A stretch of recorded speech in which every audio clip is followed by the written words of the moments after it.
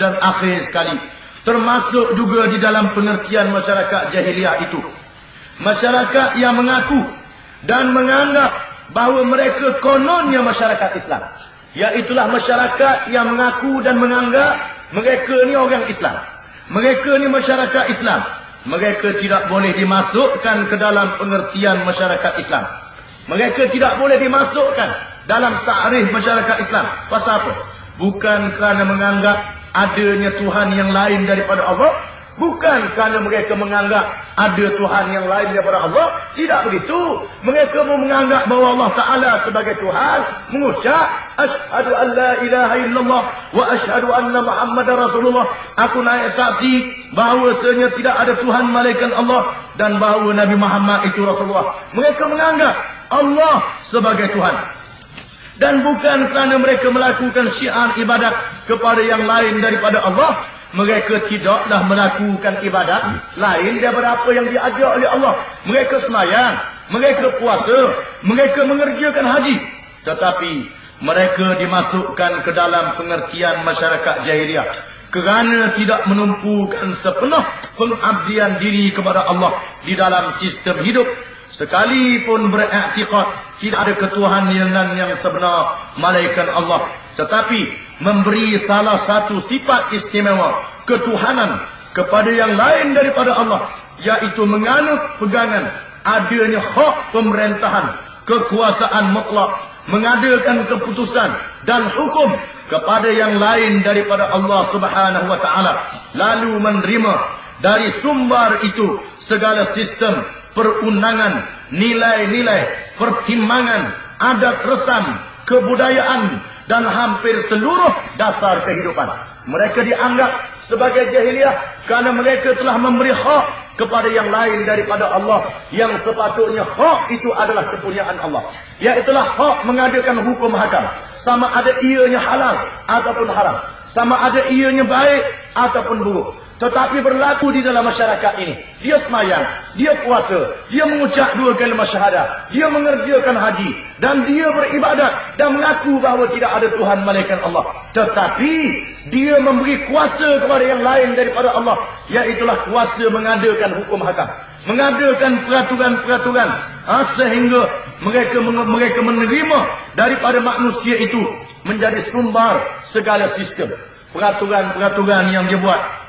Sama ada undang-undang, sama ada ekonomi, sama ada politik, sama ada pentadbiran, berdasarkan kepada keputusan yang diputuskan oleh manusia, kadang-kadang dalam perkara yang tidak diizinkan oleh Allah.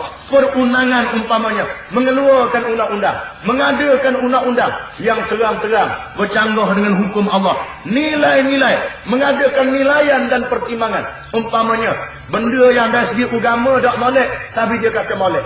Benda dari segi agamanya molek, dia kata tak molek. Ini terang dan jelas. Ini adalah sudah mempunyai nilai yang lain daripada apa yang ditunjuk oleh Al-Quran, yang ditunjuk oleh hadis Nabi sallallahu alaihi wasallam. Umpamanya, dia mengaku Islam, tetapi bila Quran mengatakan arak itu haram, mengikut nilaian Quran, arak itu najis. Mengikut nilaian Quran, arak itu tak bagus, tapi dia kata arak itu bagus. Dia mengucap 2 kalimah syahadah, dia bersembahyang, dia berpuasa, tetapi dia meletakkan nilai tidak mengikut hukum Allah Subhanahu wa taala. Adat resam begitu juga. Di mana dia buat adat resam tidak mengikut hukum Allah Subhanahu wa taala. Kalau dia berasa sedap, ya.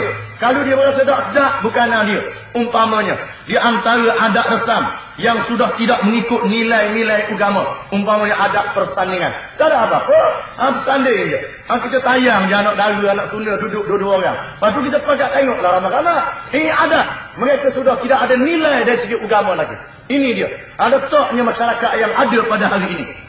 Kebudayaan, begitu juga kebudayaan. Tari menari umpamanya, kita kena balik kepada tarian hak sama-sama dulu tu. Kena baliklah. Tarian orang putih ni tak pakai, kita ambil tarian hak orang Melayu zaman dulu. Kadang-kadang tarian itu terang-terang bercanggah dan bertentangan dengan hukum Allah. Sebabnya mereka tidak menilai berdasarkan kepada hukum Allah. Dan orang yang macam ni, dia semayang, dia puasa, dia pergi ke Mekah, dia mengucap 2 kalimah syahadah, tak ada apa-apa. Tetapi nilaian yang dia buat tidak mengikut nilai yang ditunjuk oleh Allah Subhanahu wa taala. Dan hampir seluruh dasar kehidupan. Seluruh dasar kehidupan telah menjadi berubah. Hatta dalam masalah ibadat pun jadi berubah. Sebagai contoh umpamanya. Sebagai contoh, kalau kita tengok dalam ibadat haji umpamanya. Wa'adzin fin nasi wa'adzin fin nasi bil haji ya'tuka rijalan wa ala kulli dhamirin ya'tina min kulli fajjin 'amiq liyashhadu manafi'a lahum wal yufu nudurahum wal yattawafu bil baitil atiq, hingga akhirnya wal yadhkuru smallah. Maksudnya, wahai Nabi Ibrahim, serulah manusia supaya mengerjakan haji, supaya manusia itu mengerjakan haji. Di mana mereka datang ke Mekah untuk mengerjakan haji dari jalan-jalan yang jauh, menunggang unta-unta yang kurus kerana perjalanan yang terlalu jauh. Pasal apa? Liyashhadu manafi'a lahum, untuk mereka menyaksikan manfaat-manfaat yang memberi faedah kepada mereka, dan untuk mereka menunaikan nazar mereka, untuk mereka tawaf, dan untuk mereka mengingati Allah. Ini dia ibadat haji. Ibadat hajinya yang disebut oleh Al-Quran.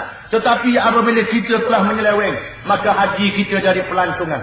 Jadi pelancongan, pergi melacur, pergi melawat, pergi tengok orang ni, manusia ramai, sekian banyak, balik ke Malaysia, ni dia, orang ni, bala ni, dengan tidak mengambil pengajaran, dengan tidak mengingati Allah Subhanahu wa taala. Satu contoh yang paling dekat lagi, khutbah Jumaat. Khutbah Jumaat sebagai contoh. Mengikut apa yang diajar oleh Nabi, ialah Nabi berkhutbah. Nabi kita Muhammad berkhutbah. Salah satu daripada syarat Jumaatnya ialah khutbah. Dia tidak kata membaca khutbah, tapi dia kata khutbah. Apa makna khutbah? Makna khutbah ini ialah kalau kita baca hadis Nabi sallallahu alaihi wasallam. Kalau kita baca hadis, macam mana cara Nabi berkhutbah? Cara Nabi berkhutbahnya ialah dengan cara Nabi mengulas masalah semasa. Bila ada perkara yang berlaku sekarang, inilah dia khutbah Jumaat.